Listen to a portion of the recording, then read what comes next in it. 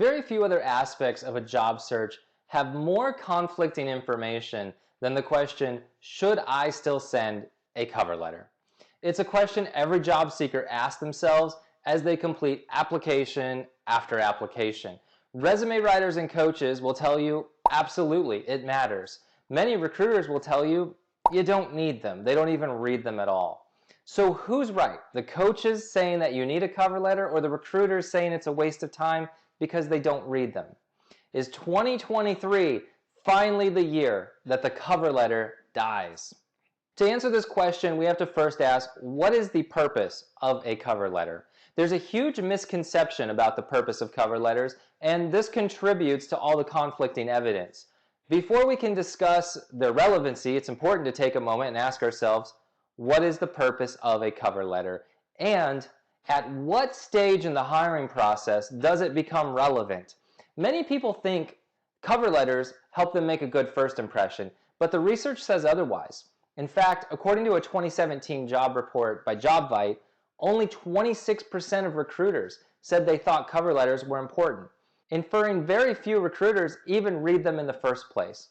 Jump on LinkedIn and you'll see multiple posts by recruiters confirming this sentiment, just like this one. Comments in posts like this one are not uncommon on LinkedIn, a site where 95% of recruiters use it to find candidates, and 77% of them are regular active users.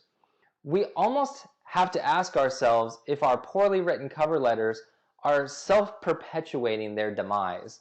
The average job opening can receive around 250 applications. When I recruited accounting and finance candidates for a firm, it was not uncommon for my well-written job postings to receive 100 candidates on the first day. Add in that the average recruiter has between 40 to 60 open requisitions they're recruiting for at any given time. It's no surprise that they don't read cover letters when the majority of them are generic and irrelevant. They can barely read all the resumes, which are many times just as terribly written. But the type of talk about not reading cover letters typically comes from recruiters. Notice how the tone changes when you start talking to hiring managers themselves. Take this post from a director of product marketing at Teachable. And this isn't one hiring manager's opinion. A 2022 Arcadia University study found that 74% of hiring managers prefer a cover letter, even if it isn't required. Other surveys indicate over 80% of hiring managers read cover letters. So why the disconnect between recruiter and hiring manager? To answer that question, you have to understand how the recruiting process works for most companies. Recruiters and their teams source candidates and review the resumes. They are not the decision maker, but rather the gatekeeper, if you will.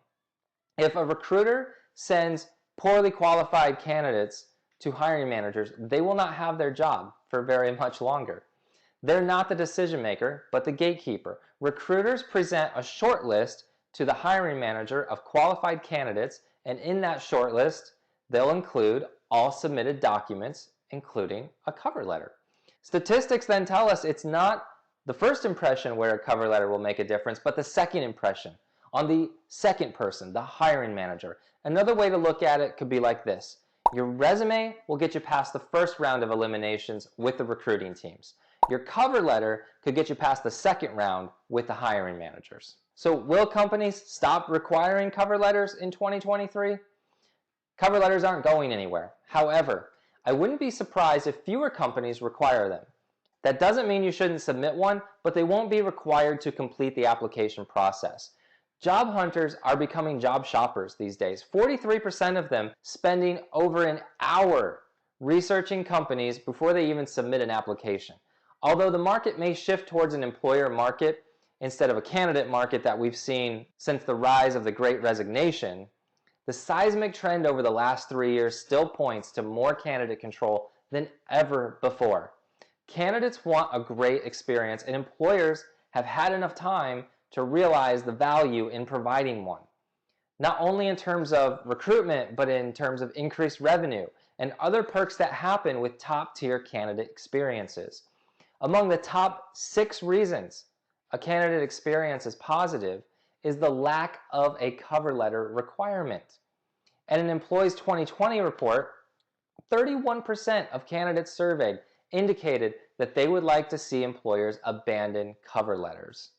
So in summary, I think we can expect a decline in the number of companies requiring cover letters this year. However, we expect the number of employers requiring cover letters to remain about the same, not much change, and probably near about 50%.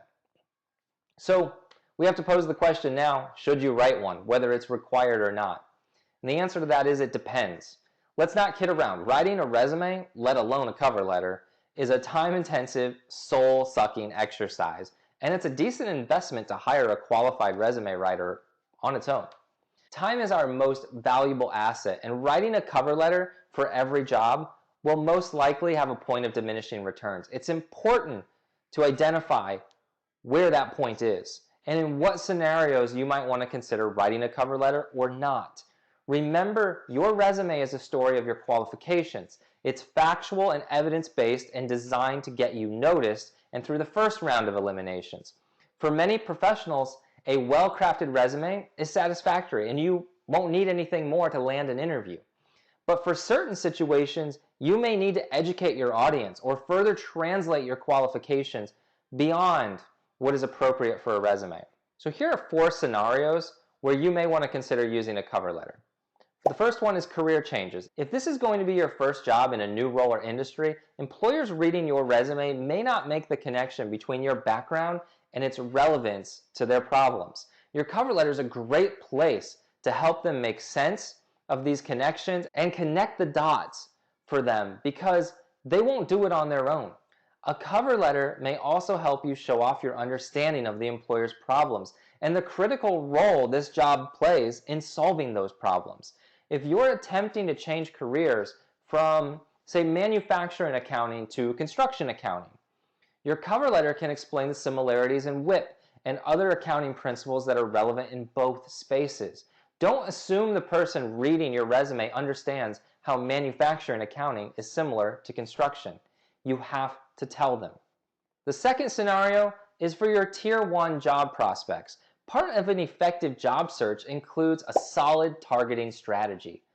Most likely you have tiers of jobs. Tier 1 being those you have strong qualifications for and you're highly interested in. Given the information we uncovered earlier, you may want to take the extra effort to craft a carefully written cover letter regardless of your situation to give you the edge over those who won't even submit one. When you consider that only 35% of candidates submit a cover letter, it won't be that difficult to get noticed and get hired with a good one. The third scenario, referrals.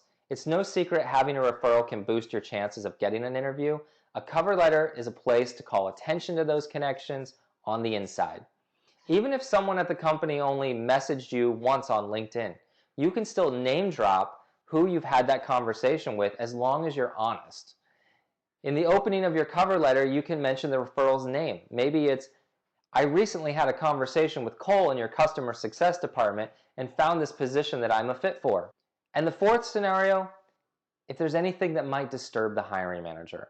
If you're not experiencing success with a resume alone, and you have reason to believe you're being eliminated for reasons such as an employment gap, or you're relocating and living out of state, a cover letter could be used strategically to get in front of those issues and address them head on. You control the narrative.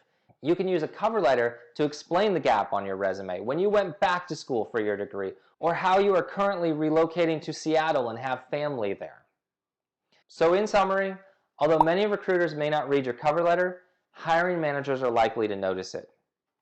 We expect to see a decrease in the number of employers requiring cover letters with applications, but we don't really see it dropping below 50%. Only 35% of candidates submit a cover letter, so submitting one could push you ahead and get you noticed. And if you're changing careers, targeting a Tier 1 employer, have a referral, or you're afraid something in your background is eliminating you from the hiring pool, consider writing a cover letter. If you found this video helpful and insightful, please like it, share it, subscribe to our channel, and I'll see you next time.